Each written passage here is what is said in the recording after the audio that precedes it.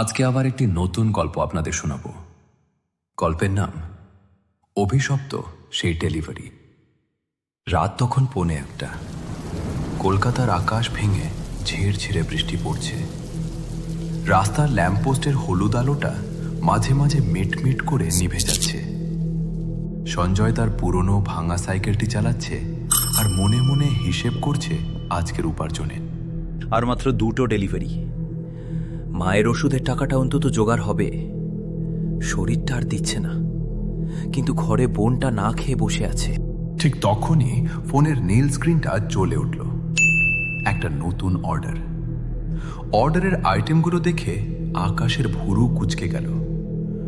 প্রচুর কাঁচা মাংসের স্টেক আর গাহর লাল soup. Delivery location Mallick mansion, lane number 13। শহরের একদম শেষ প্রান্তে, যেখানে জরাজীর্ণ পুরনো বাড়িগুলো ভূতের মতো দাঁড়িয়ে থাকে। বিরামহীন বৃষ্টির শব্দ ছাপিয়ে সাইকেলের চেনের ক্যাচ ক্যাচ শব্দটা এক বিশ্রী পরিবেশ তৈরি করেছে। গন্তব্যে পৌঁছে সঞ্জয় দেখল এক বিশাল জরাজীর্ণ জমিদার বাড়ি। দেওয়ালের পলেস্তারা খসে কঙ্কালের হাড়ের মতো ইট বেরিয়ে এসেছে। গেটটা ঠেলতেই এক বিকট আর্তনাদ করে উঠল।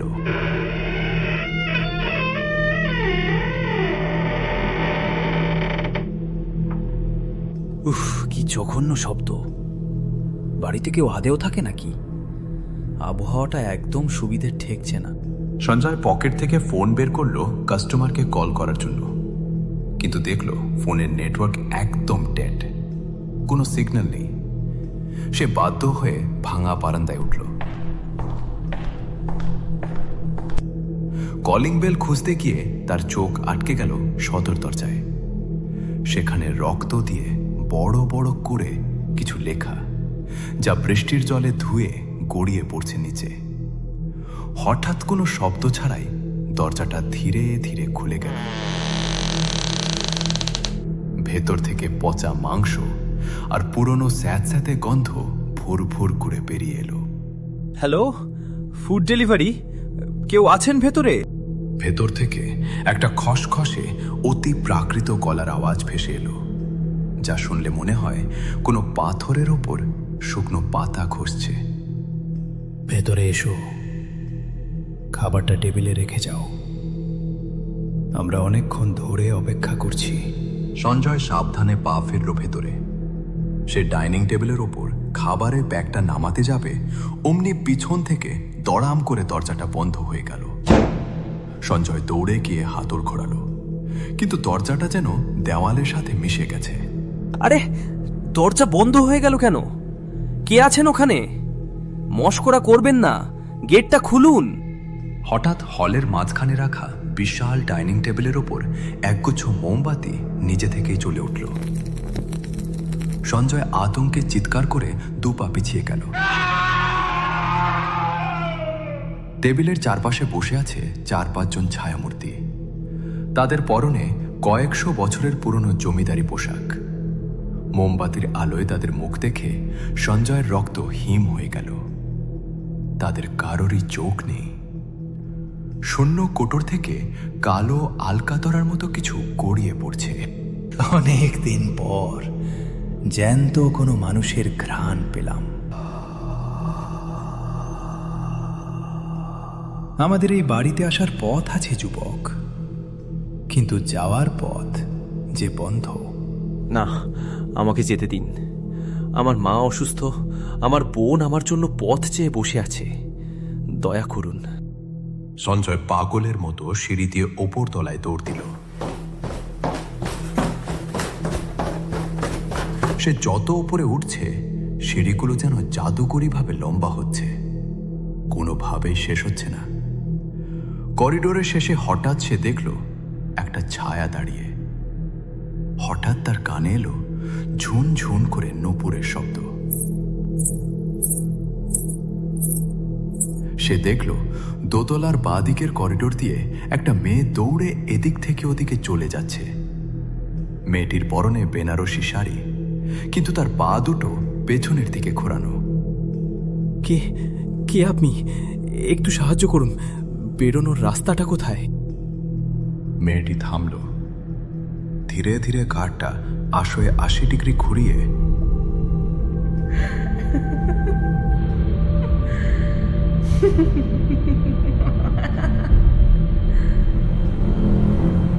সঞ্জয়ের দিকে তাকালো।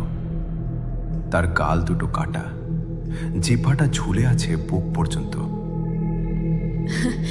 রাজামশাই নতুন নর্তকী চেয়েছেন, তুমি কি আমার সাথে নাচবে? তবে নাচের শেষে পা দুটো কিন্তু আমায় দিয়ে দিতে হবে। সঞ্জয় দেখল মেঝেতে যেখানে মেয়েটি দাঁড়িয়ে আছে সেখান দিয়ে রক্ত চুইয়ে পড়ছে নিচের তলায়। সে বুঝতে পারল এটি সেই নর্তকী যাকে একসময় জীবন্ত দেওয়ালে গেঁথে দেওয়া হয়েছিল। দৌড়াতে দৌড়াতে সঞ্জয় একটা বড় হলের ভেতরে ঢুকল। খড় ভর্তি বেলজিয়াম গ্লাসের আয়না। সে আয়নার সামনে দাঁড়াতেই দেখল আয়নার ভেতরে থাকা তার প্রতিচ্ছবিটি তার সাথে নড়াচড়া করছে না। আয়নার ভেতরে সঞ্জয় এক অদ্ভুত হাসি দিয়ে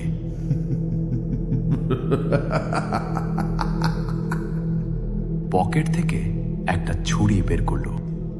বাইরে খুব কষ্ট, তাই না? আয়নার ভেতরে চলে আয়।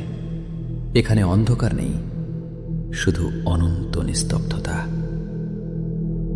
হঠাৎ আয়নার ভেতর থেকে একটা লম্বা কালো হাত বেরিয়ে এলো এবং সঞ্জয়ের কলার ধরে ভেতরের দিকে টানতে শুরু করল। সঞ্জয় আর্তনাদ করে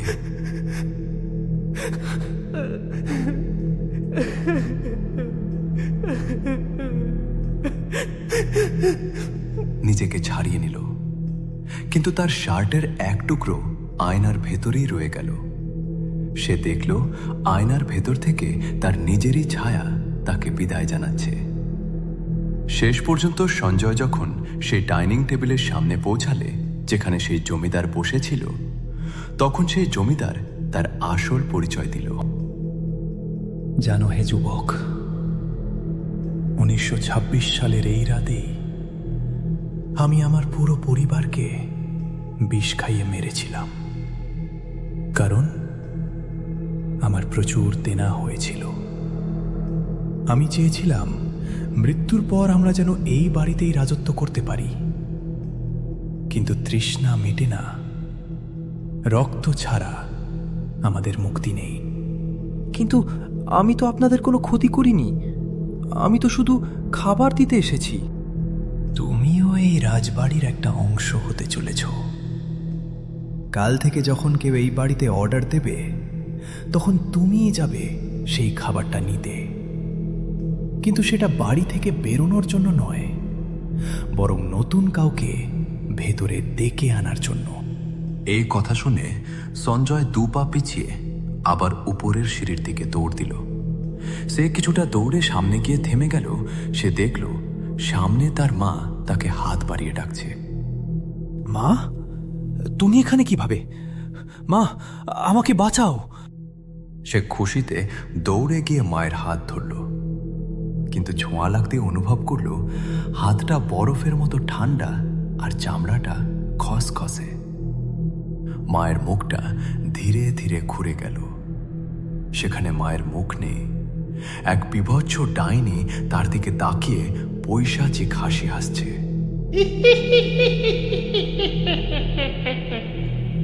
তার লম্বা লম্বা নখগুলো সঞ্জয়ের গলার নলিটা খামচে ধরল। পুরো বাড়িটা এখন অশরীরী আত্মাদের চিৎকারে ফেটে পড়ছে। সঞ্জয় মেঝেতে লুটিয়ে পড়ে ছটফট করছে। তার চারপাশে সেই ছায়ামূর্তিগুলো গোল হয়ে দাঁড়িয়ে তার শেষ নিঃশ্বাস গোনার অপেক্ষা করছে। আজকের লাল স্যুপটা তোমার রক্ত দিয়েই তৈরি হবে। স্বাগত তোমাকে আমাদের অনন্ত অন্ধকারে।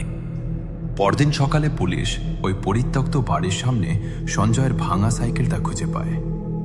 বাড়ির সদর দরজার সামনে পড়ে আছে সেই ফুড ডেলিভারি ব্যাগ। ব্যাগটা খুলতেই পুলিশ চমকে উঠল। তাতে কোনো স্টেক বা স্যুপ নেই, আছে শুধু কিছু মানুষের পুরনো হাড়। সঞ্জয়ের আর কোনো হদিশ পাওয়া যায়নি। আজও মল্লিক লেনের বাসিন্দারা বলে অমাবস্যার রাতে ওই পোড়ো বাড়ির ভেতর থেকে এক যুবকের আর্তনাদ শোনা যায়। দরজাটা খুলুন, দরজাটা খুলুন, আমি বাড়ি যেতে চাই, আমাকে বেরোতে দিন। শহরের এই অন্ধকার গোলকধাঁধায় সঞ্জয় হারিয়ে গেল চিরতরে, এক অতৃপ্ত ক্ষুধার শেষ শিকার হিসেবে। পরদিন সকালে অন্য একজন ডেলিভারি বয় সেই একই এলাকায় আসে। তার ফোনেও একটা নোটিফিকেশন আসে। সে গেটের সামনে আসতেই দেখে একটা ছেলে সঞ্জয় জীর্ণ পোশাকে গেটের কাছে দাঁড়িয়ে আছে। ভাই, মল্লিক ভিলা একটা ডেলিভারি আছে, রাস্তাটা বলতে পারো? হ্যাঁ ভাই, ভেতরে চলে এসো, গেটটা খোলাই আছে, আমরা তোমার জন্যই অপেক্ষা করছি। আপনাদের সকলকে ধন্যবাদ গল্পটি এত মনোযোগ সহকারে শোনার জন্য। যদি গল্পটি আপনাদের ভালো লেগে থাকে তবে অবশ্যই লাইক, কমেন্ট এবং শেয়ার করুন। ধন্যবাদ।